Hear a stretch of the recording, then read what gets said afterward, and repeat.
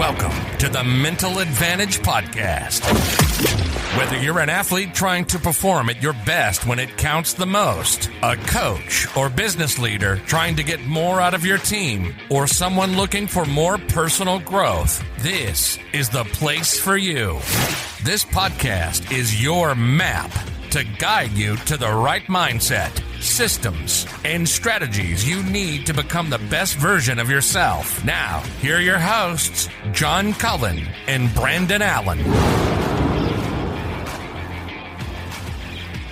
All right, welcome into the Mental Advantage Podcast. Today's guest is Joanna Lohman.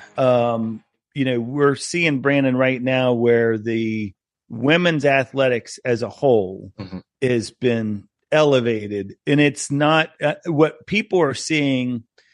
What may seem like an overnight success story, if you will, based on Caitlin Clark and Angel Reese and some of them. This is something that's been going on since, going all the way back to Billie Jean King and some of the pioneers before her, who were really fighting for what you're now seeing the fruits of their labor, if you will. No, for sure. The opportunities that are now being afforded to the female athlete and opportunities in general, I remember being on the one of the things that I got appointed to when we were at Charleston was I was the College of Charleston's liaison for the NCAA and Title IX. I don't know how. I still don't know how that happened. I don't know why. I think that was one of those things that our good friend Otto German, right? Because we were doing some other stuff, was like, hey, why don't you be a part of this? And I remember, back there in the 90s, there were some really interesting and eye-opening discussions that had taken place, and to see where it has come, or where it was then, and it was, there was progress before then to where it is now, is pretty amazing. And what I love about what Joanna talks about is not only that, but how leadership is changing. Right. And I don't know. I just think it's there's progress has been made. There's still, more to come. But I can tell you this: when you have someone like Joanna Lohman as one of the tips of the spear, so to speak, absolutely, it'll get taken care of. No question about it. She's not going to rest until it is, because, she's just been doing it for a while now. So for the listeners, Joanna, and I know most of you probably already know this, but she's a former professional soccer player, member of the United States women's national team. She was the first player in Washington Spirit history to have her jersey retired, honoring her 16-year playing career, where she built a platform for social impact. And she's the co-author of a book, Tomorrow's Champions, and she Raising Tomorrow's Champions is the name of that book. And she's a global keynote speaker, authenticity activator. She continues her influence as a sports diplomat, and she's your new favorite celesbian. That's a title she holds near and dear to her heart. And she's also a Limitless Minds Coach. So, as Brandon was mentioning there, one of the things that is so impressive about her is not only is she the tip of the spear, it's the energy in which she attacks everything. There is a drive that has been consistent with, whether it's Navy SEALs we've interviewed, whether it's, former athletes, just people who I think are just elite at whatever they do. There's that drive that's consistent among all of them. You don't have to say, whoa, you don't have to say go, I should say. It's more about having to say whoa, because they're waking up and off and running. They are, and it is, to me, it's one of those things, she mentions that, we are constructed to survive, and there's a mindset that you have to overcome or incorporate to thrive. And I think she's cracked the code, right? Yeah. And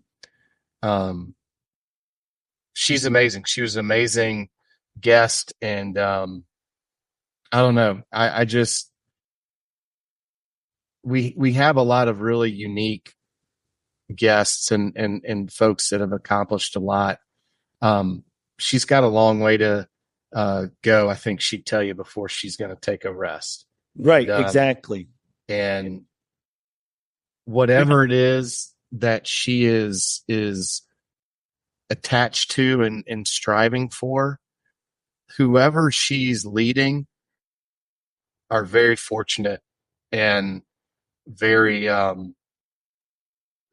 going to learn how it's done right. Absolutely. No, absolutely. Well, guys, you can find her on Instagram at Joanna Lohman 15. That's JoannaLohman 15. And then also at joannalohman.com. You can, get on there and find out information about her book. There's a couple blogs on there. She's also got information on how you can hire her as a global keynote speaker, which I've seen some video clips of her sessions and very electric presenter. But somebody that, we talk in this episode about such topics as embracing failure and adversity. And we get into some leadership discussion and toughness and grit and start out with authenticity. But you are definitely going to want to have your pen and paper ready, because here is Joanna Lohman. Awesome. Well, there she is. Just like I said, Joanna Lohman, guys. And Joanna, we're so thrilled to have you on the program. I know your schedule. I tell you what, just having done a lot of research on you over the last couple of weeks, it seems like your schedule is just getting busier and busier, right? It is, between winning $1 million soccer tournaments, little things like that, who is now 18 months, and just the speaking events that I have. It's definitely a hot summer this year. That's fantastic. Well, congrats on all of it. And you just had a birthday yesterday, so happy birthday again there. I think, as I start to think about all the different places we could go with this show, we're definitely going to dig into some embracing failure and adversity and leadership and toughness. But I got to be honest with you. I think when I think about you, and just having followed you now virtually through your different platforms, is I can't think of Joanna Lohman without thinking of authenticity, right? I mean, it's just something. I think you are probably one of the most authentic people that I've ever come across. And actually, in a 2017 article I read about you, Dan Lauletta described you as the most interesting player in the NWSL. And I got to agree with him, because he had a whole list of reasons why you were the most interesting player. So let's start there, if you don't mind. Authenticity. The listeners heard in the introduction that you are, referred to you as an authenticity activator. Your mission statement is, I live to ignite the human behind high performance and unleash the authentic excellence. Where did that desire come from? What got you into helping people become more authentic? I know that authenticity is a key aspect of high performance. I also know that authenticity is a true igniter of leadership. And authenticity is having a comfort within your own skin. I know from experience, having played professionally for 16 years, that the best seasons that I had were when I was my most authentic version of Joe. And a story that comes to mind was when I played for the Spirit in 2015. That was the first year I started to shave patterns into the side of my hair. Actually, I'm going to get a new one tomorrow, so I can't unveil it. I'm sad. And I started to express myself in a more masculine way. So my gender identity was evolving. The way that I was really representing myself was evolving. And I came back to play for the Washington Spirit. So I was playing for my hometown team. So the sport I loved, in front of fans that I loved, and a city that I loved. And when I was unleashing my authentic excellence, it was no coincidence that I was playing the best soccer of my life. Because when we're able to show up to work, to our careers, and feel safe to express the true versions of ourselves, we will unlock a version of our performance that we'll have never have seen before. So I was able to experience that. So I know that authenticity is a true unlock to performance. I also know it's a key piece of leadership, because we want our leaders to be authentic. We have to be able to trust that they will show up consistently day in and day out. And we're going to know the version of that leader. And we're going to feel as if we can show up in their presence as the best version of us. So, it really is, I think, a key to so many important aspects of life. Yeah. Go ahead. Did you find it difficult when you didn't have that transparency, Joe? Like, is that something that makes it more difficult to lead when you haven't embraced that authenticity fully? Yes. I think authenticity, you have an intimate knowledge of who you are. And working from the inside out is the greatest point of impact. So if we have that intimate knowledge of who we are able to show up in any environment, any external circumstance, and know I'm going to be okay. And so you're not looking for outside validation. You're not looking to external sources to give you that self-worth. So if you can show up whole, comfortable in your own skin, you're able to create that space for other people. You're able to, without even consciously knowing it, potentially allowing them to feel more authentic and comfortable in their skin.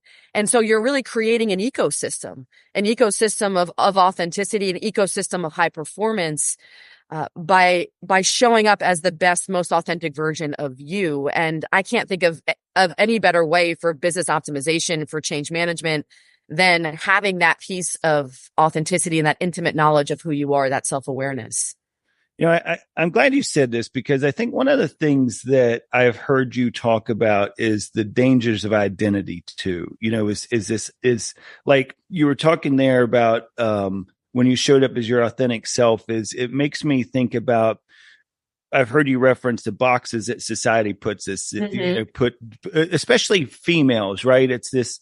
And I think back, there was an interview I heard years ago. I think it was on the eve of when Danica Patrick was just getting ready to race her last Indy 500.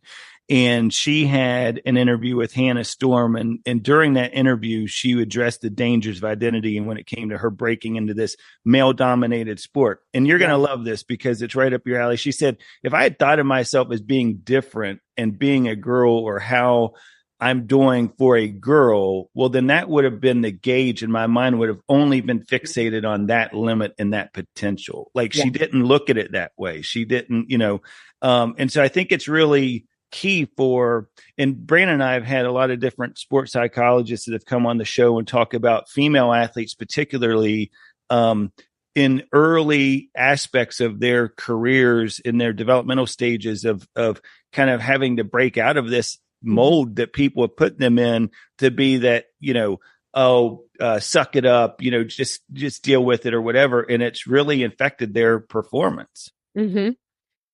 Yeah, I love that you brought that up, because what you're referring to are these limiting beliefs and narratives that we inherit over time that creates the box in which that we live. Mm-hmm. And when we restrict our identity, when we foreclose our identity, we're limiting ourselves and our performance.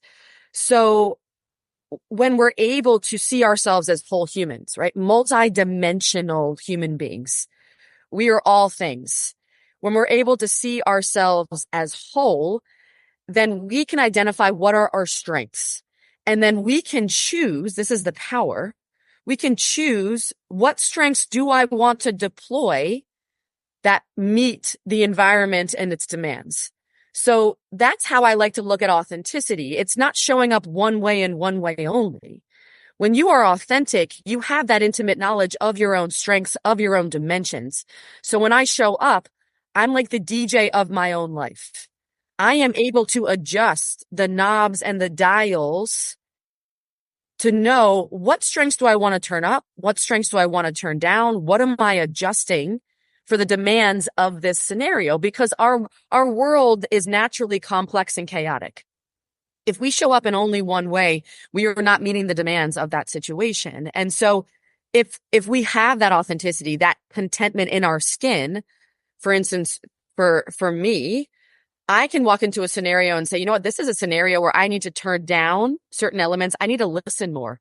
I need to step back and absorb what's going on in this moment versus stepping in, standing out, being aggressive, right? And so I think you're able to bring the best version of yourself at all times, and you're able to still feel comfortable as that best version of you, because, we're talking about an evolution. Like, authenticity is not a destination. It's an orientation. It's how we show up in the world. So if we have that knowledge, then we're able to have the power to choose, how do I want to show up in this moment? And we all have our values, right? John and Brandon, like we know how we want to show up, right? From a wider perspective. So for Joe, it's authentic, courageous, trust. Those are my values, act. And so I'm always staying within, the umbrella of my values, which guides me. But at the same time, I'm able to be flexible. I'm able to adapt.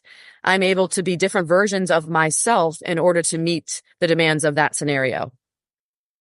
That's really interesting. And from a leadership perspective, you do have to have that flexibility. And as a teammate, you also have to understand that, every game you play is going to be different, right? Mm-hmm. Even against the same opponent, it can be completely different because of the things that are outside of our control. And I love hearing that, because I think so many times leaders feel comfortable in leading one particular way. Mm-hmm. And for you to just say what you said about, hey, I might need to take a step back here and maybe not be as aggressive and listen more. I think leaders sometimes feel like, hey, I've gotten to this point because I do things one particular way, mm-hmm. and they don't evolve, to your point. Yeah. Is there a time that you look back and go, wow, that was a really big or important component for me to start that evolution? Yeah, it's a great question. And I love that you brought up that point. There are very few certainties and guarantees in life, right? That is the beauty of the chaos and the complexity. And when we're able to adapt, that is an incredible leadership quality to have, is adaptability. And not just that, but also being able to adapt of how you motivate each person, because each person is motivated by something different. So you, again, have to read the room. You have to be able to listen to people, to turn the dials. Like, okay, this individual needs me to push them more, less nurturing.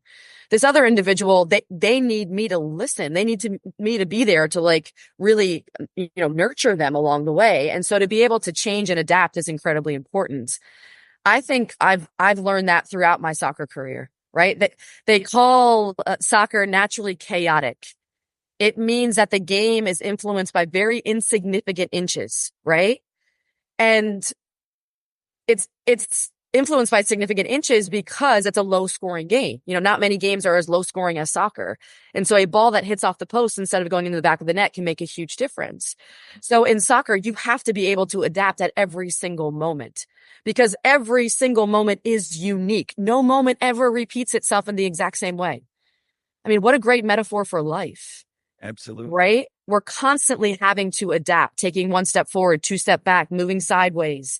And I think that's been so essential in my life through sport, is getting to learn the chaotic nature and trusting myself that I can adapt to whatever life throws my way, right? Having that resilience, having that, I wouldn't say perseverance, to be confident enough that I can stand in my own skin regardless of the external circumstances, because I've built a strong and sturdy, I would say, internal compass that I always, I know where I'm going regardless of what's happening all around me. So I think it's just been throughout my career. And, we're going to touch on adversity, challenge, change, pressure.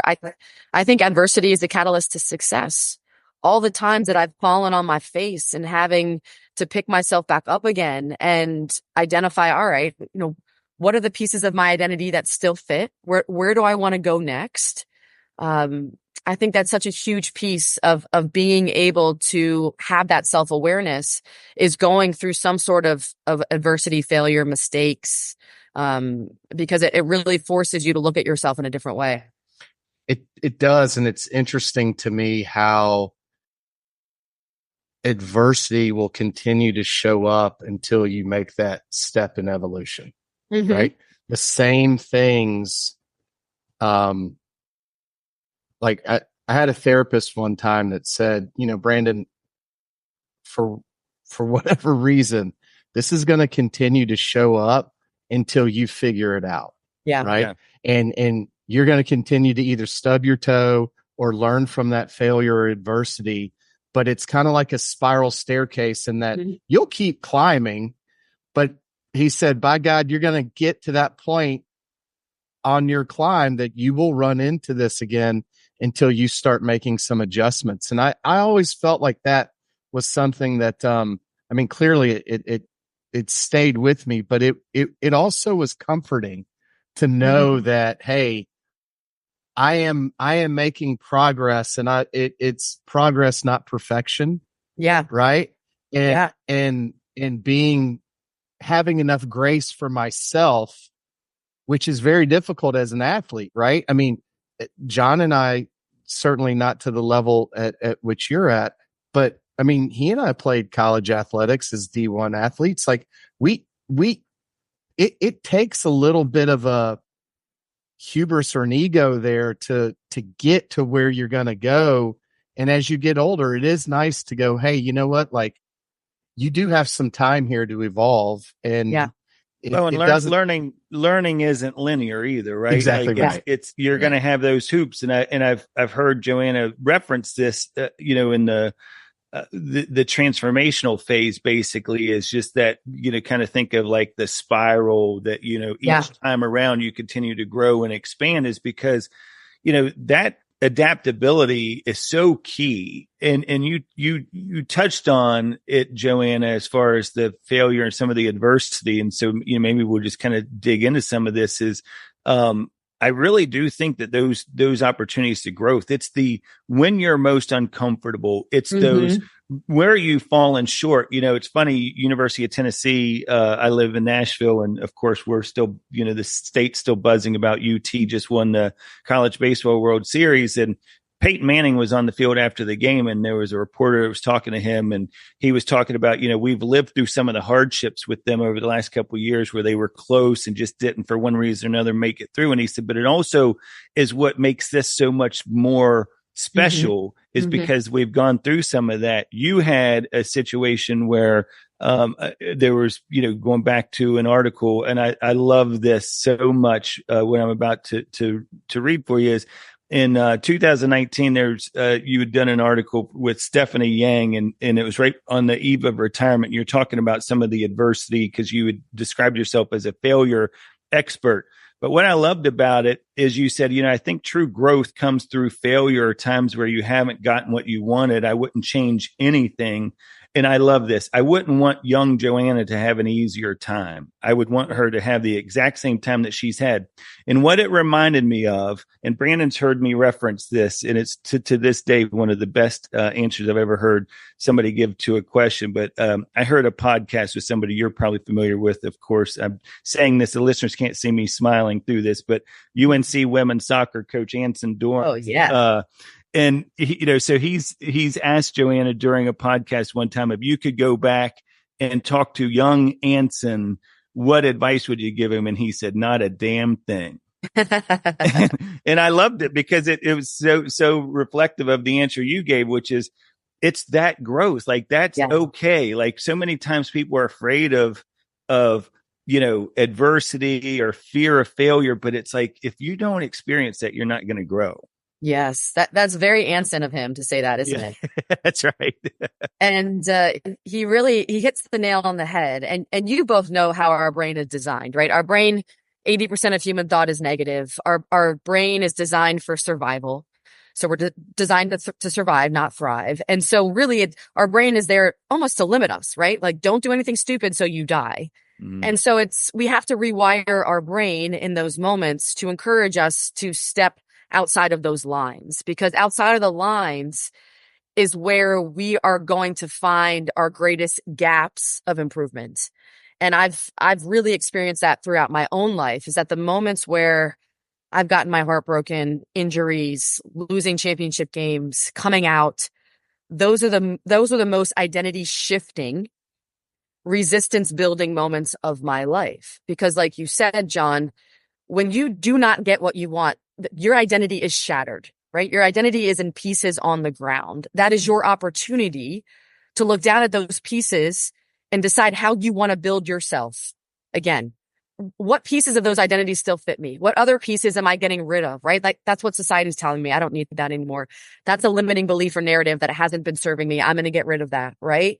Because you are so vulnerable. It's almost like you've hit rock bottom, that you're able to pick up those pieces and build into a bigger, better version of yourself. And the metaphor that I love to use now is the whole idea of a crab. So I'm a Cancer, born in June, from the great state of Maryland. Our state animal is the crab. So it's very fitting for me, where a crab, it molts 30 to 40 times in its lifetime. And as it molts, it literally bursts out of its shell because it's too small for it, right? It's discomfort that catalyzes this molt.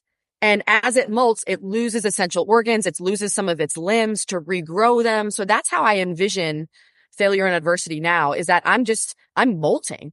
I'm literally shedding my skin to grow into a bigger, better version of myself. And when you can reframe that, it's like, ooh, I didn't fail. I'm just molting. Like this is a new transition. This is a transformation that I'm going through, where I will end up in a bigger, better version of myself.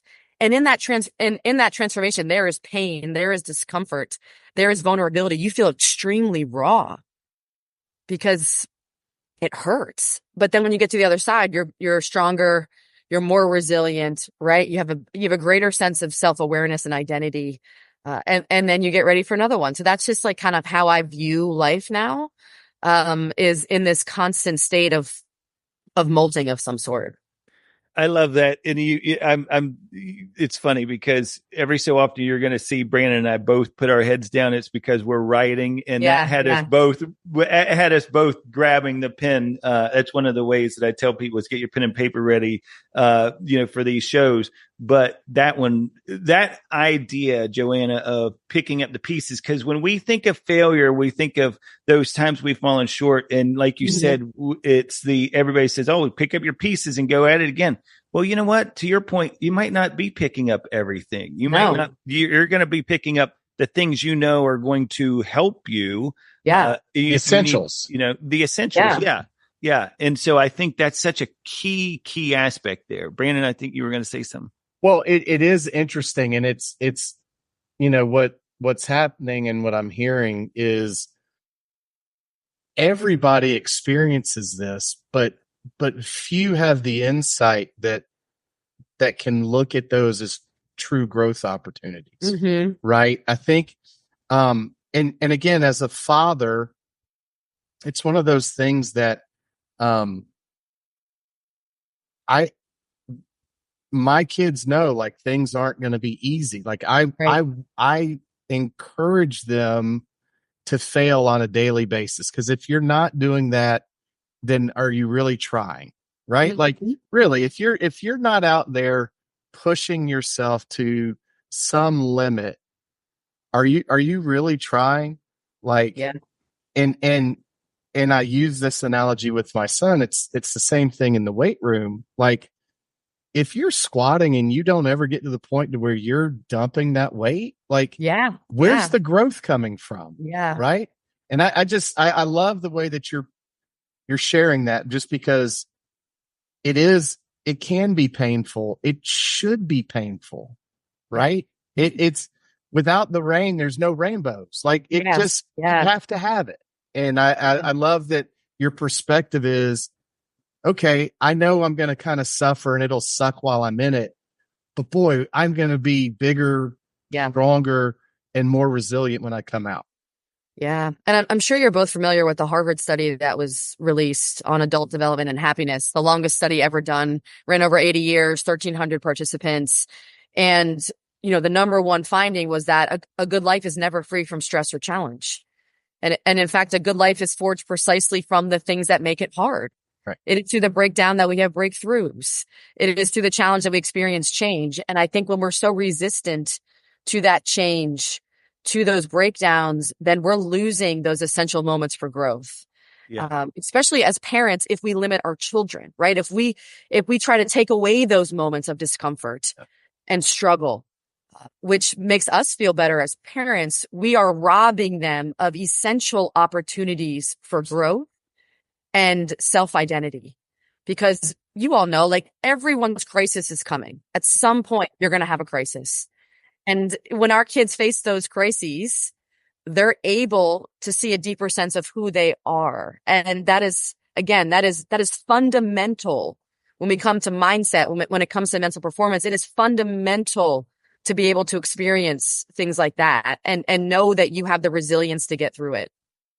Prepare them for the path, right? Not the path for them. Right. Like, I want you to stub your toe. You need to learn that hurts. Mm-hmm. And yeah.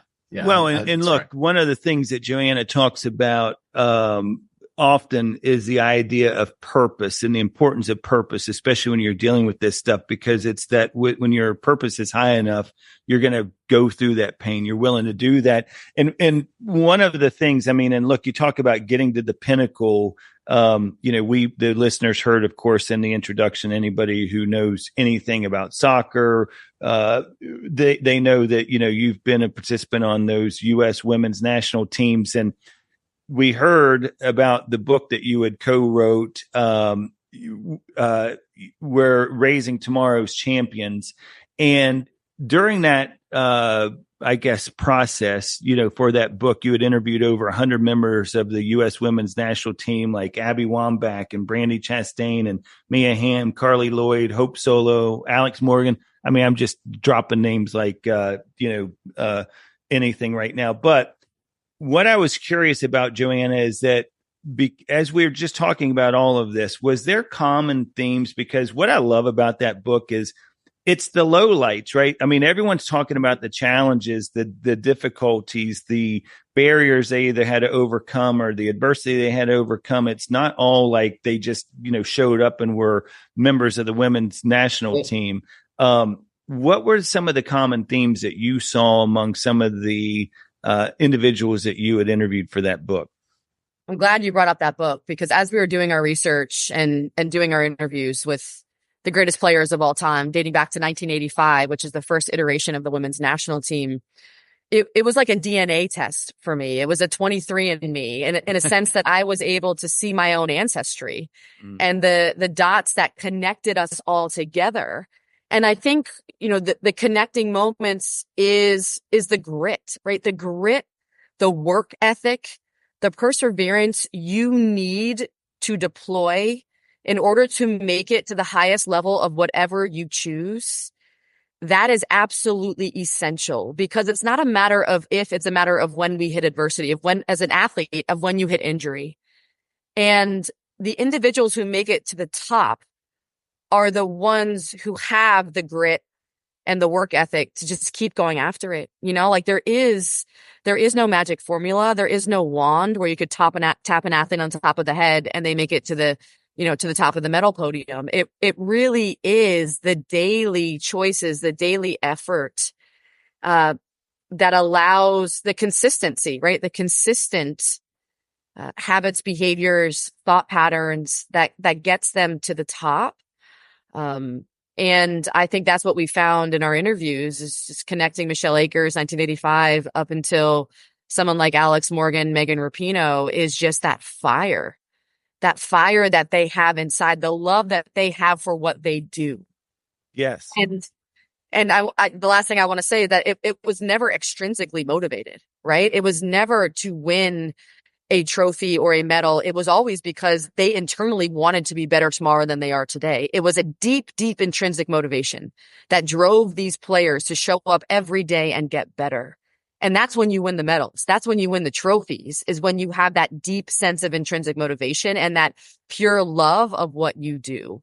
And I think this day and age, it's reverse, right? It's like we're thinking more about the medal, the trophy, the college scholarship, the professional contract than we are about just the purity of loving the process, loving being better tomorrow than we are today, that incremental inch that we get better each and every day. That is where the beauty lies. That's where the magic lives.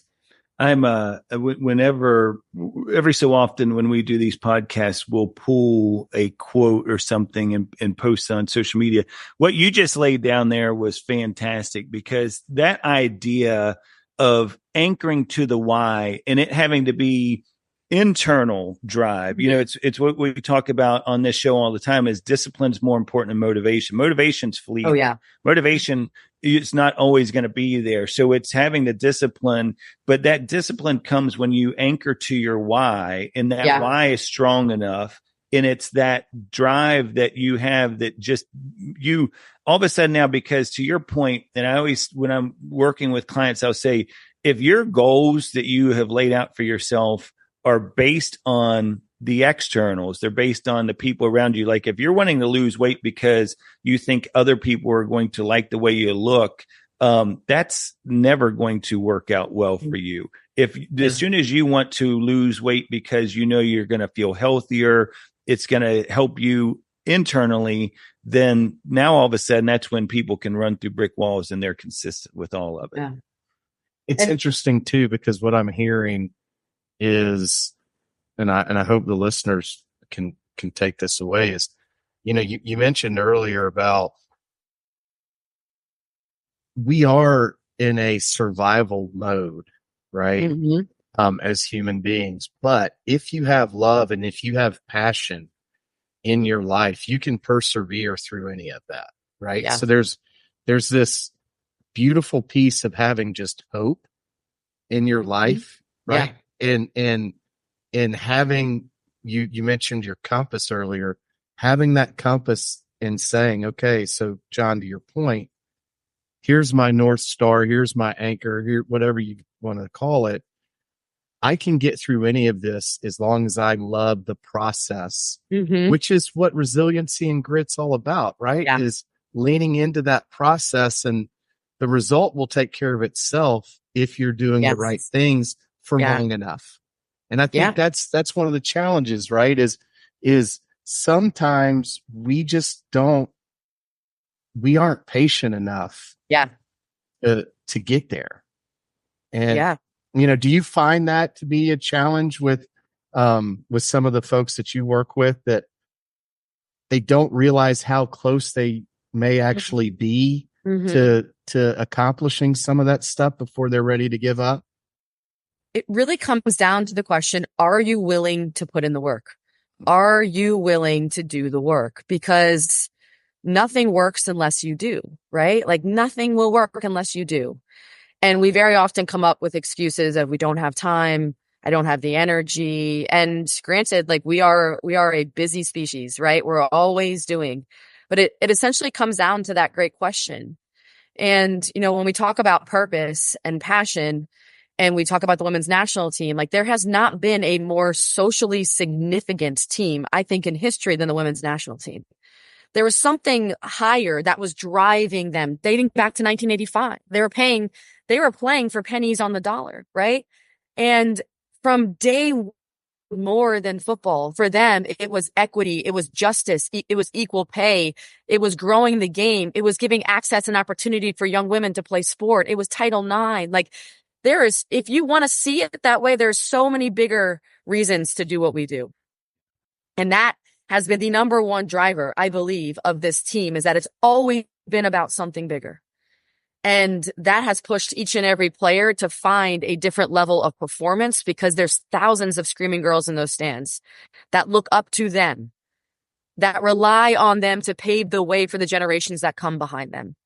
And so it's like we're talking about, it's tapping into the work, but why am I doing the work, right? Why do you want to do the work? And if you can find that higher purpose, whatever it is for you, it's something different for everyone, then I think that will drive the grind, right? It's a grind. It's a grit every day. We're not going to lie about that. It's hard. It can be painful. But at the end of the day, it's going to be damn worth it. And it's going to make your life a good life.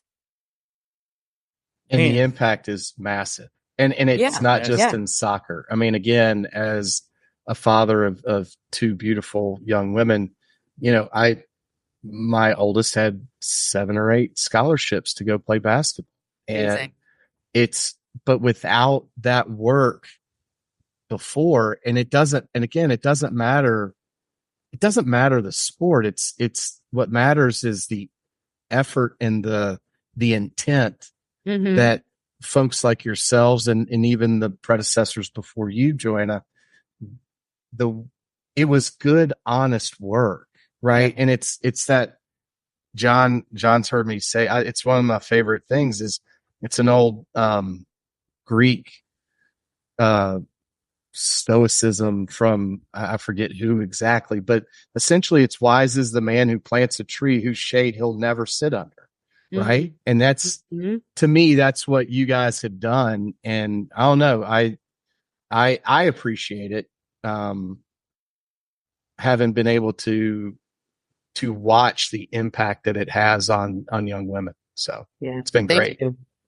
I agree. I think it's interesting to me and look, kudos to Caitlin Clark and Angel Reese and all of the talented ladies that are currently doing it in the WNBA and different sports. But when people say, oh, look at the evolution of women's athletics because of Caitlin Clark, I'm like, are you kidding me? Like, you need to back up a long ways because this started way back in the mid 80s and probably even before that, when Billie Jean King and all those tennis players were fighting for everything they were fighting for and going through the things they were going through just to be considered equal to the men on the tennis circuit. So everybody, but I think the commonality through that has been, and what you were just saying, Joanna, is there's a cause bigger than yourself. And so when you can all gravitate towards that, and then you mix that in with that DNA that you discussed earlier with the grit and it's like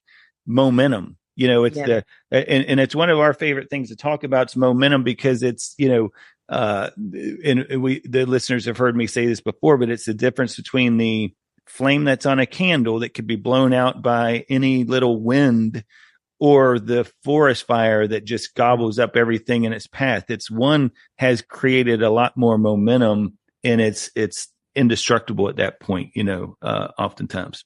And we'd be remiss to not mention that this is the 25th anniversary of the 99 Women's World Cup team. Yes.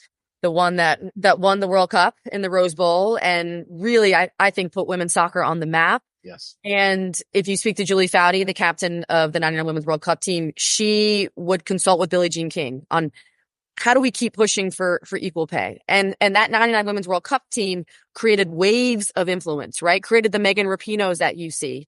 And Megan Rapinoe influenced the WNBA. So now you have Caitlin Clark. So there is a lineage of badass, courageous women that are behind everything that we do now, right? So it's really it's celebrating the progress that we made and then elevating performance because we know that women's sports, we want more.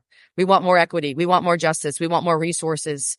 And they're starting to see, right, the rewards to all the work that they put in decades ago. So I think for me, it's been validating, right, to see, I think, the fruits of all this labor that has gone into it.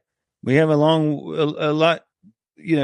way to go before we sleep, right? But there's still a lot has been, and I'm glad you brought up the 1999 team because, you talk about the influence that it has in the full circle moments is, Brandon, in 1999, that team, when they go to the White House, there's a travel soccer team that happens to be at the same White House on the same day. And one, Joanna Lohman, is a member of that travel team who's watching this 99 team be celebrated, rightfully so, at the White House. But it was the catalyst that gives you, Joanna, if I'm not mistaken, the understanding that this is possible. Like it's possible to do something beyond just the level I'm at right now. Yeah. And this is a nod to Pride Month that, representation matters. visibility matters. And to be able to see someone doing what you could potentially do, it's so influential. And in that moment in 99, I still remember, Brandi Chastain, Brianna Scurry, Mia Hamm walking off the team bus, accepting that trophy from President Clinton and just being amongst these legends, these icons. And the embarrassment that I felt when one of my teammates went up to Brandi Chastain and said, Joanna's playing on the national team one day. So it's just like these full circle moments that you're able to see how important it is for young women and young boys to be able to see these exceptional women on the field and off the field as they consistently push for social justice. That was a life-changing moment for me that I'll never forget. And you just got to play with some of them during the TST tournament, right? Yeah, I was going to say that too. So the GM of our team was Michelle Akers, the GOAT, right? Yeah. FIFA Player of the Century. And then our head coach was Mia Hamm, again, another greatest player of all time, the first ever female athlete signed by Nike, actually signed on a napkin in a bar at UNC. So to have exposure to these types of historic, influential women, I will never take for granted, because I'm someone who really appreciates the history. I'm someone who was a benefactor of Title IX. And to see the NIL deals being inked now, to see the Caitlin Clarks, to see Trinity Rodman of the women's national team, and the money, the resources, the opportunity they're demanding for being as brilliant as they are at their sport. There are moments in my career where I never thought we would get here. And to see us in this reality now is just absolutely beautiful. I'm so glad we're talking about this, because I think it all has to be celebrated. I saw a article, I believe you shared this on LinkedIn, I think it was from chief.com or something like that, women's sports article. And it was talking about, according to Nielsen, this year's women's basketball national championship garnered 18.9 million viewers, making it the most watched basketball game at any level since 2019. And in this figure was amazing to me. Women's sports will generate more than $1 billion in revenue globally this year, a 300% increase from the past 3 years. Now, granted, we have come a long way, like I said, but I when I was doing the research for this particular episode, I was thinking about Brandi Chastain, and I was thinking about the moment we can all remember, from when she rips off the jersey after the PK, and that moment. I went back and I read some articles, because I was like, at that time, they had to have in society been thinking, this is the moment. This is going to be the thing for women's sports, right? This will just open all kinds of doors. And here we are so many years later, but we're starting to see it. It's not as fast as we'd like to, but again, I think it's just really all of the individuals we've mentioned need to be celebrated for that, for sure. Yeah. That was a watershed moment. And I think we're understanding now that it takes generations, it takes decades to shift culture. Women's sports is a cultural issue. It's not just how much revenue can you make. It's having to prove that we deserve access to opportunity. It's having to prove that we deserve resources. And that has taken a long time. Because when you compare us to the men, it will always be a losing battle, right? Just by genetics, by biology. So for us to represent and show the world that we are equally deserving of an athletic field has been a struggle. But I think people are starting to appreciate female athletes for who they are, what they can bring to the table, and the absolute, I think, business potential behind it, right? Because women make decisions in households. Yeah. And you are having women on the field now, led by female organizations, supported by female fans, and we are revolutionizing what sports can look like. They make all the decisions in this household. I always say, if anything happens to my wife, I'm on the streets tomorrow. So, yeah, I want to shift gears here, though, with you, because I know we have about 20 minutes left in leadership, and I want to talk to you a little bit about a program that you're working on right now with Brandon's improv partner, Travis Thomas, who, when he was on the show, Brandon and him did an exercise. So now, of course, Brandon's part of the troupe. So if you ever need a nice warm opener, Joanna, I'm your yes and guy. Yeah, but you guys are working on a project through Limitless Minds that's definitely around a topic that Brandon and I is near and dear to Brandon and I's hearts.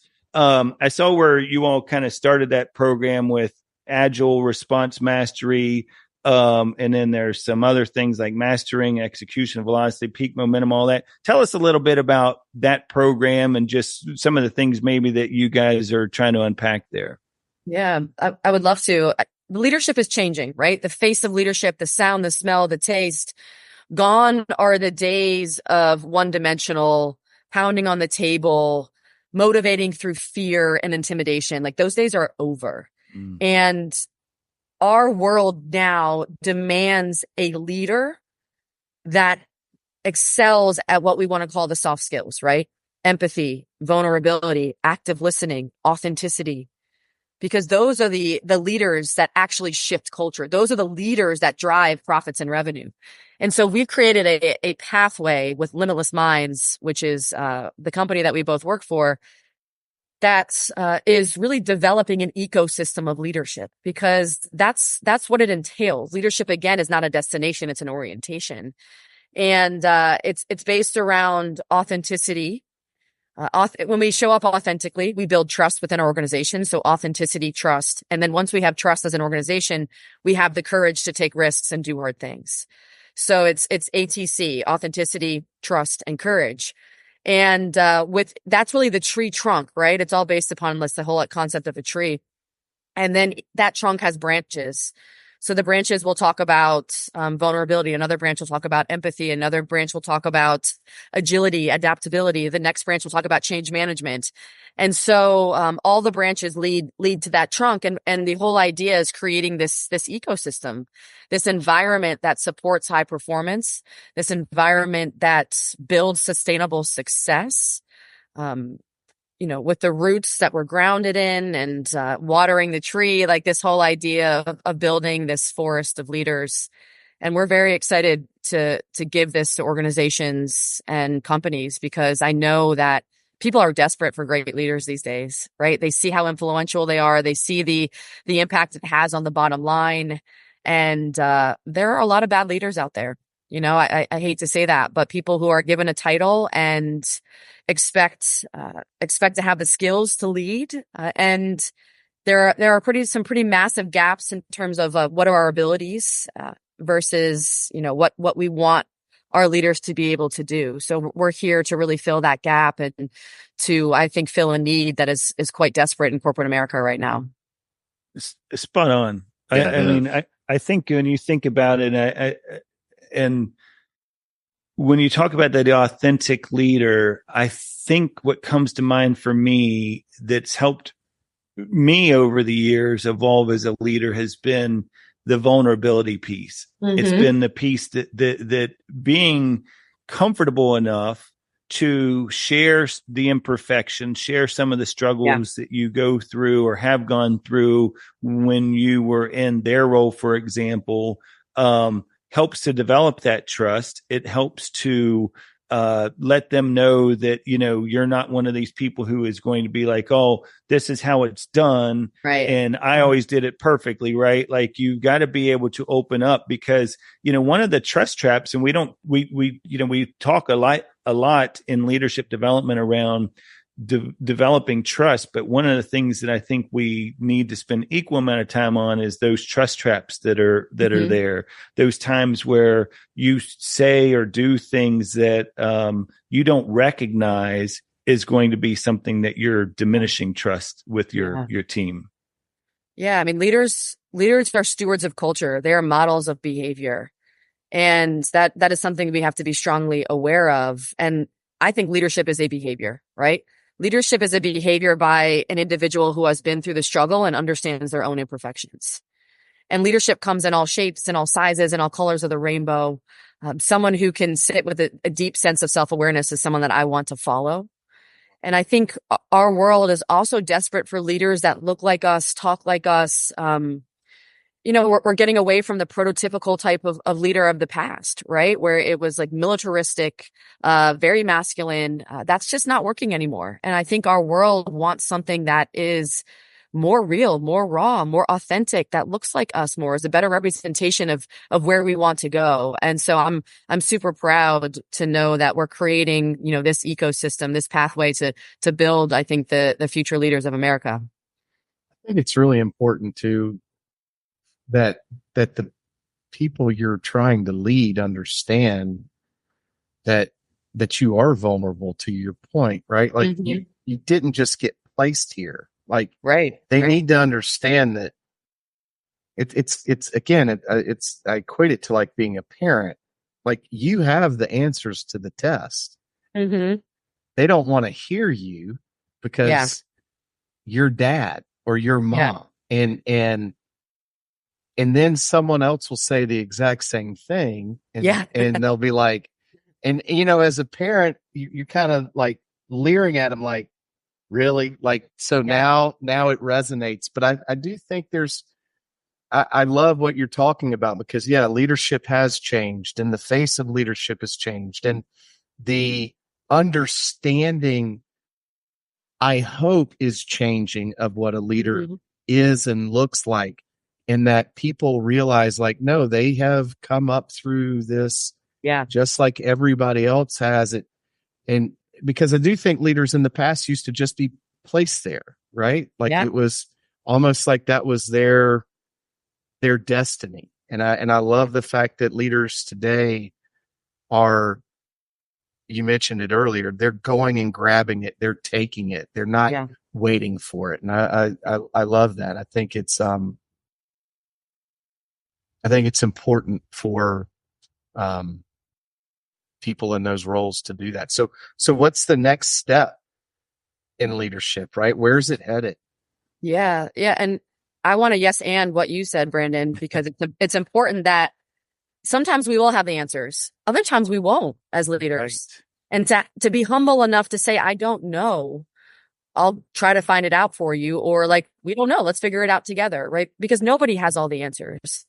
And if we're someone that thinks that we do, then we really don't have all the answers, right? And nor do you have a self-awareness. And I think other times leadership shows up as, hey, I know the answer, but I'm not going to give that answer to you, because I want to create a space for you to grow. I want to create a space for you to trip, stumble, fall, pick yourself back up again. And I think that is parenting. It's like, okay, I may know how to do this, Luna, but this is your journey. This is your life. And the more that I tried to guide you, the more that I tried to mold you into someone that I think you should be, the less opportunity I'm giving you to grow into yourself. Yeah. So I think, there's so many different aspects of leadership. And the next step for Travis and I in this program is to, start getting up on stages, start delivering this stuff to audiences, building these future leaders, getting our hands dirty and working through this material. Because this, again, like we talked about in terms of high performance and achieving greatness, like nothing works unless you do.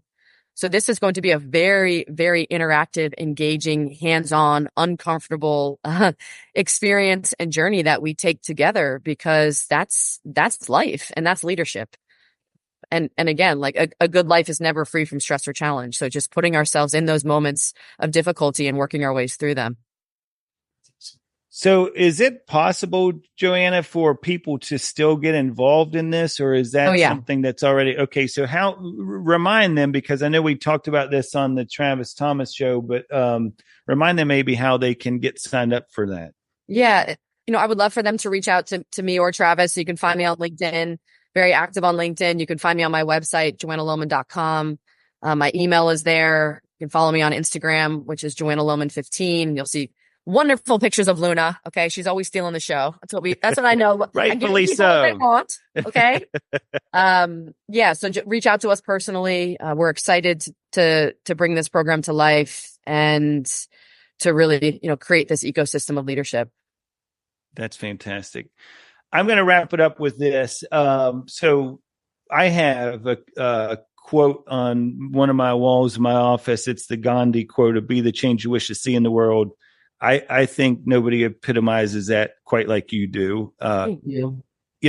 one of the things that I will say is that in an article that, like I said, I read a lot of articles that were written about you. Probably, if you're looking for that, ghostwriter for your autobiography, I think I might be ready. So, but you did in 2019, there was an article that was written about you by Stephanie Yang. And she says, or you said that you're always searching for the platform that gives you the most opportunity for impact. And I think, that's one of the things that's so impressive about you is just always searching for how can you be of service. Brandon and I talk about servant leadership all the time.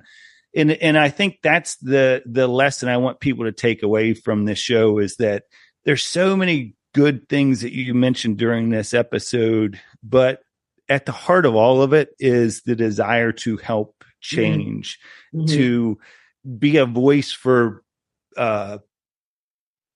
people that don't have a voice. So, I think it's all really, really good stuff. And I just want to commend you for all that you're doing and continued success with it, because whether it's, helping people, improve their leadership skills, whether that's helping people from a mental performance standpoint, helping to shine a light on some of the issues that we still have facing, whether it's the LGBTQ community, whether it is the, women's athletes, whatever the case may be, you continue to do such great things. So kudos to you for doing that. Thank you, John. And I'll know who to call when I'm ready to write that book. Exactly. Here we go. Exactly. Well, we really appreciate you for showing up with us today. Thank you. Thanks, Brandon. And it was everything I thought it was going to be, because, I knew you were going to be an electric factory, because you are on social media. Give Joanna a follow on social media. You can also go to joannalohman.com and find out about the book. She got the hype button that she's showing. Yeah. That's awesome. Well, Joanna, thanks so much for joining us today. And don't be surprised if we don't reach out to you sometime in the future and ask you back. Please do, guys. So good to meet you. Have a great weekend. You too. Take care. Joanna. We'll talk Happy to you birthday. soon. Want to provide feedback or stay up to date with the show? Visit our Instagram page at Mental Advantage Podcast, or you can send us an email at podcast@mentaladvantage.net. To have John Cullen work with you or your team, please write to him at john.cullen@mentaladvantage.net. Thanks for listening to today's episode.